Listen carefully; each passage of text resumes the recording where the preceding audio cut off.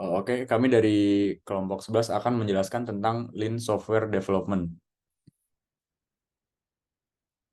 Oke, sebelumnya perkenalkan di sini untuk anggota kelompok ada saya sendiri, Ares Seta Widiatna dengan NRP 207. Selanjutnya ada Daniswara Akbar Daniswara Cahyabuana ada 202, dan Agung Budi Prasetya NRP 176.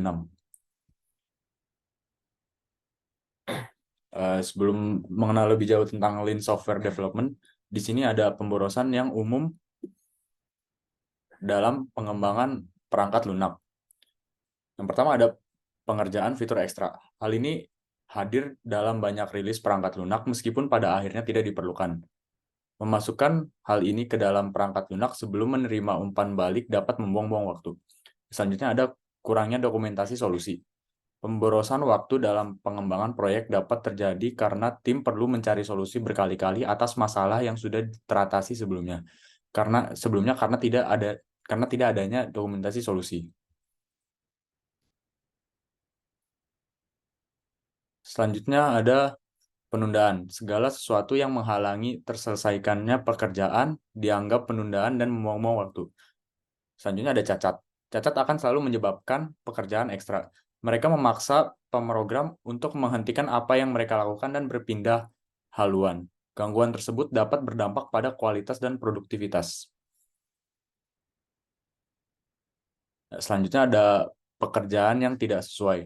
Masalah dengan selalu memberikan segala sesuatunya selesai sebagian adalah bahwa hal-hal tersebut pada akhirnya terlupakan.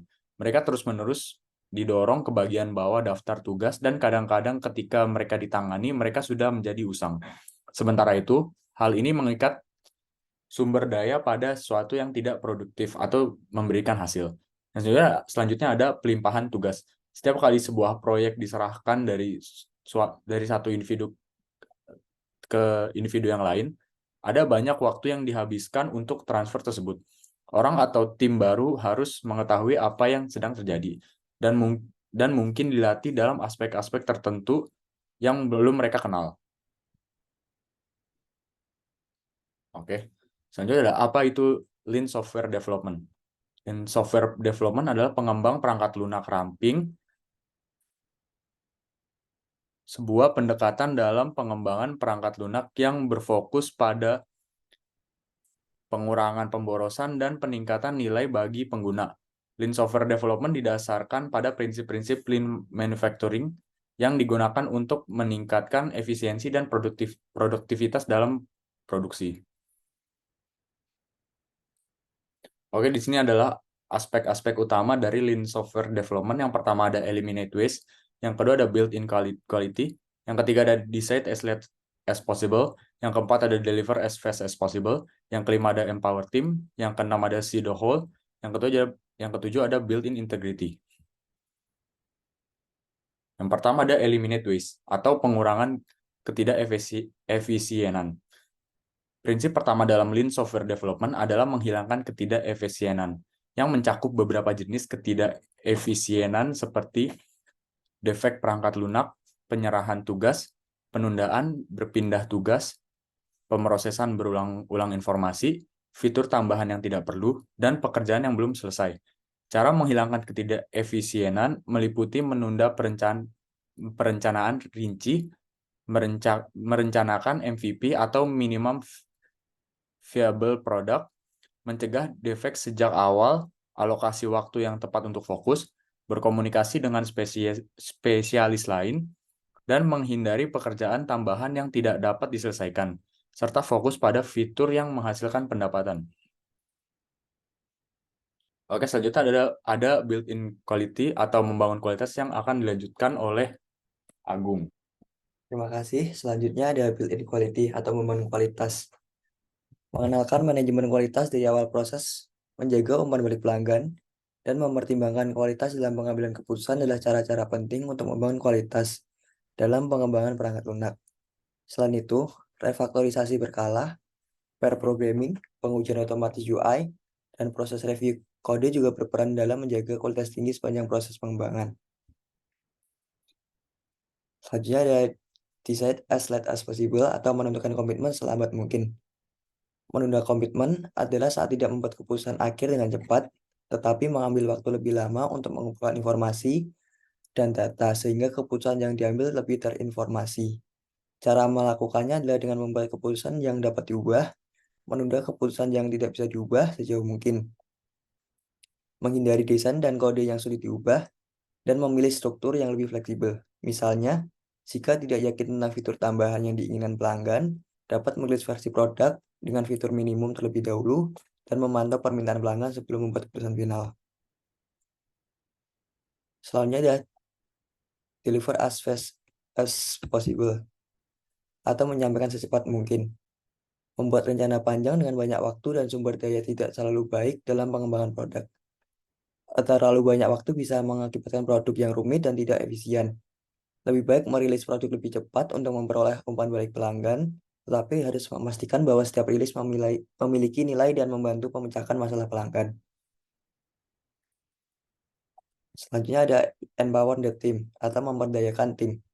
Ketika semua kekuatan keputusan difokuskan pada satu posisi, anggota tim lainnya cenderung memiliki kurang motivasi untuk mengambil tanggung jawab. Teknik tim dalam pengembangan perangkat lunak mengharuskan pemberdayaan tim dengan kebebasan untuk membuat keputusan penting berdasarkan penilaian, pengetahuan, dan pengalaman mereka. Kebebasan seperti ini memungkinkan orang yang paling berpengetahuan dalam suatu domain untuk membuat keputusan dan mengambil tanggung jawab.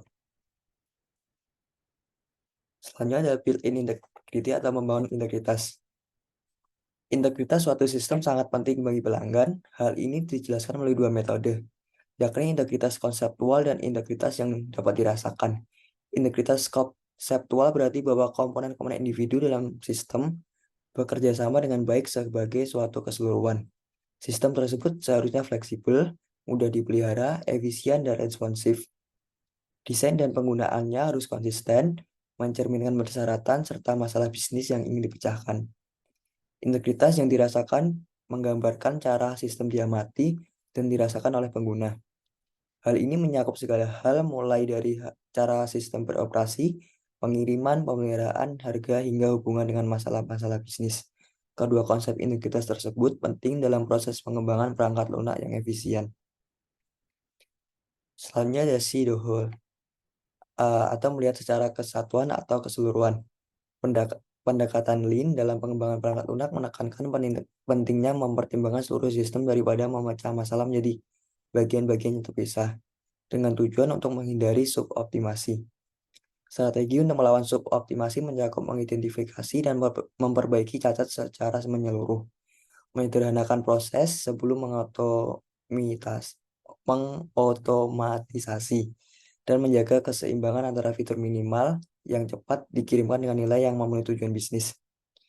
Prinsip Lean ini memungkinkan perbaikan terus-menerus dalam seluruh alur pengembangan perangkat lunak dan berfungsi sebagai proses yang mandiri dan dapat mengoreksi dirinya sendiri saat diimplementasikan dengan benar. Selanjutnya ada kelebihan dari prinsip Lean Software Development, yakni pertama, penghematan biaya. Pengembangan perangkat lunak Lean mengurangi aktivitas yang tidak efisien, menghemat waktu, uang, dan upaya. Selanjutnya ada berorientasi pada pelanggan. Lean fokus pada memberikan nilai kepada pelanggan, memastikan bahwa produk sejalan dengan kebutuhan dan harapan pelanggan. Selanjutnya ada tim yang berdaya. Prinsip-prinsip Lean memberdayakan anggota tim untuk membuat keputusan secara independen, mengembangkan tim yang mandiri. Selanjutnya ada kekurangan dari prinsip ini, yakni proses perekrutan yang rumit. Membangun tim yang berpengalaman dan lintas fungsional bisa menjadi tantangan dan memerlukan waktu dan sumber daya. Selanjutnya ada pembuatan keputusan di menit terakhir. Preferensi Lean yang membuat keputusan di menit terakhir dapat menyebabkan keraguan dan memerlukan perubahan dalam proses pengambilan keputusan. Selanjutnya ada kapan sih kita menggunakan Lean Software Development? Jadi Lean Software Development dapat digunakan dalam berbagai situasi, tapi paling cocok untuk proyek-proyek yang memiliki karakteristik berikut seperti kebutuhan yang berubah-ubah, waktu yang singkat, dan pentingnya kualitas. Lalu ada beberapa tools yang dapat digunakan dalam Lean Software Development, yakni Kanban Board, Code Reviews, dan Lean Matrix. Selanjutnya ada studi kasus mengenai penerapan Lean di Spotify yang akan dibacakan oleh Denis Suara.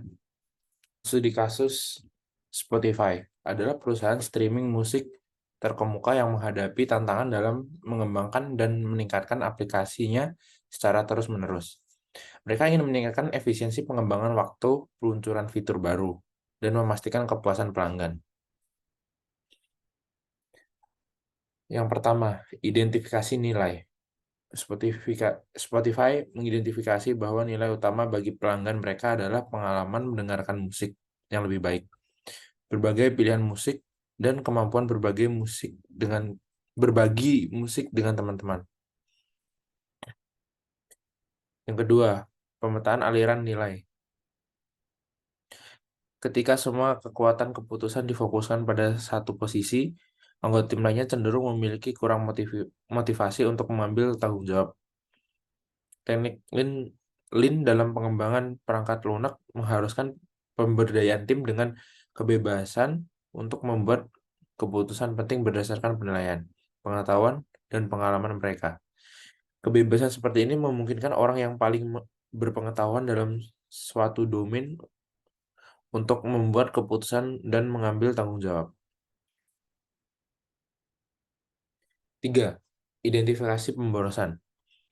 Spotify mengidentifikasi beberapa pemborosan dalam proses pengembangan, seperti penumpukan fitur yang tidak diperlukan, waktu yang terbuang dalam proses pengujian yang tidak efisien, dan kurangnya komunikasi antar tim.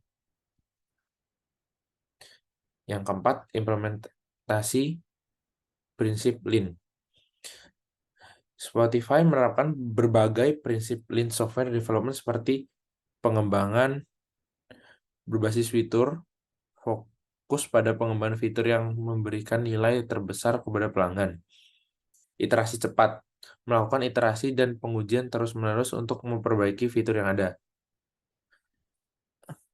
Kanban board, menggunakan papan Kanban untuk memantau aliran kerja dan mengidentifikasi hambatan. 5. Pengujian dan perbaikan terus-menerus. Spotify secara terus-menerus menguji fitur baru dan mengumpulkan umpan balik pelanggan untuk perbaikan lanjutan. Sumber referensi dari Tech Targets, Quest.io, Computer Carriers, Project Perangkat Lunak, dan Lisi Unan. Terima kasih atas presentasi kami. Sekian dan terima kasih.